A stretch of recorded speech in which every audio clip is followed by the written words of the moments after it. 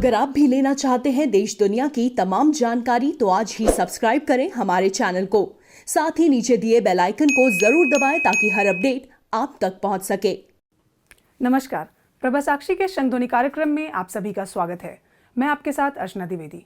सावन के महीने में बहुत से लोग रुद्राभिषेक कराने के बारे में सोचते हैं। अगर आप भी कुछ ऐसा सोच रहे हैं तो आज का वीडियो सिर्फ आपके लिए ही है, क्योंकि इस वीडियो में हम आपको रुद्राभिषेक से जुड़ी हर छोटी बड़ी जानकारी देंगे।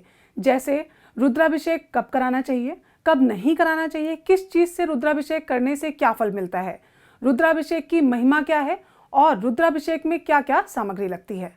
तो चलिए वीडियो शुरू करते हैं। लेकिन उससे पहले अगर आपने अभी तक हमारा चैनल सब्सक्राइब नहीं किया है तो जरूर कर लें। यूँ तो रुद्राभिषेक कभी भी किया जाए ये बड़ा ही शुभ फलदायी माना जाता है, लेकिन सावन में इसका महत्व कई गुना बढ़ जाता है। शिव पुराण के रुद्र संहिता में बताया गया है कि सावन के महीने में रुद्राभिषेक कराना विशेष फलदायी होता है। रुद्राभिषेक में भगवान शिव का पवित्र स्नान कराकर पूजा अर्चना की जाती है। ये सनातन धर्म में सबसे प्रभावशाली पूजा मानी जाती है, जिसका फल तत्काल प्राप्त होता है। इससे भगवान शिव प्रसन्न होकर भक्तों के सभी कष्टों का अंत करते हैं और सुख शांति और समृद्धि प्रदान करते हैं। लेकिन अभी कोरोना संकट में शिवालयों में रुद्राभिषेक कराना सही नहीं है। ऐसे में आप अपने घर पर भी ये पवित्र अभिषेक कर सकते हैं। यजुर्वेद में घर पर रुद्राभिषेक करने की विधि के बारे में बताया गया है, जो अत्यंत लाभप्रद है। रुद्राभिषेक महादेव को प्रसन्न करने का रामबाण उपाय माना जाता है। ज्योतिषों व पंडितों के अनुसार सही समय पर भगवान शिव का रुद्राभिषेक करके आप मनचाहा वरदान पा सकते हैं, क्योंकि शिव के रुद्र रूप को यह अभिषेक अत्यंत प्रिय है। वैसे तो भोलेनाथ सबसे सरल उपासना से भी प्रसन्न हो जाते हैं, लेकिन रुद्राभिषेक उन्हें सबसे ज्यादा प्रिय है। कहते हैं कि रुद्राभिषेक से शिव जी को प्रसन्न करके आप असंभव को भी संभव करने की शक्ति पा सकते हैं। मान्यता के अनुसार रुद्र भगवान शिव का ही प्रचंड रूप है और शिव जी की कृपा से सारी बाधाओं और सारी समस्याओं का नाश होता है। शिवलिंग पर मंत्रों के साथ विशेष चीजें अर्पित करना ही रुद्राभिषेक कहलाता है। रुद्राभिषेक में शुक्ल यजुर्वेद के रुद्राष्ट्र अध्यायी मंत्रों का पाठ किया जाता है। ज्योतिषाचार्यों के अनुसार रुद्राभिषेक घर से ज्यादा मंदिर में, नदी तट पर और सबसे ज्यादा पर्वतों पर फलदायी होता है।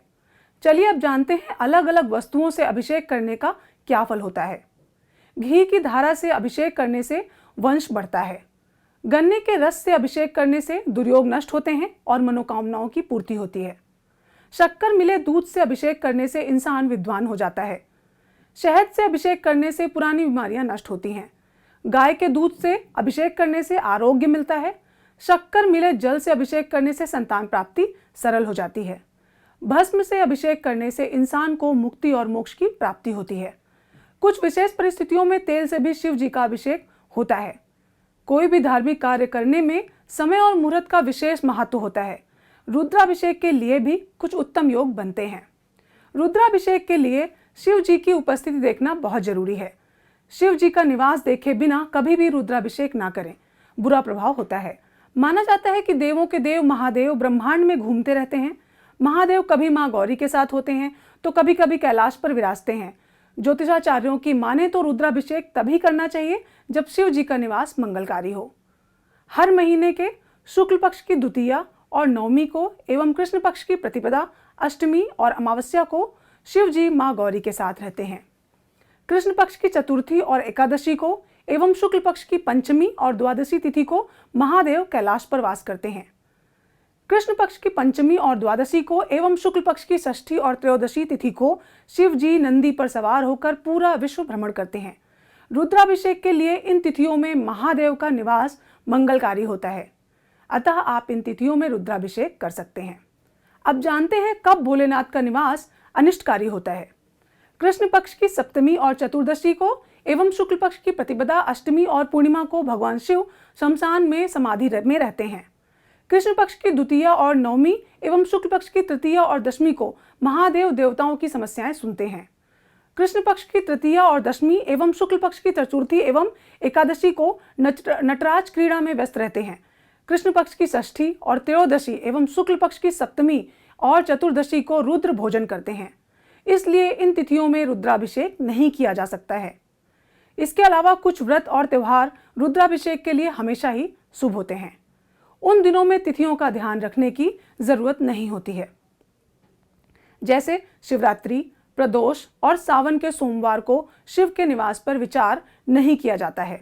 सिद्धपीठ या ज्योतिर्लिंग के क्षेत्र में भी शिव के निवास पर विचार नहीं किया जाता है। रुद्राभिषेक के लिए ये स्थान और समय दोनों हमेशा ही मंगलकारी माने जाते हैं।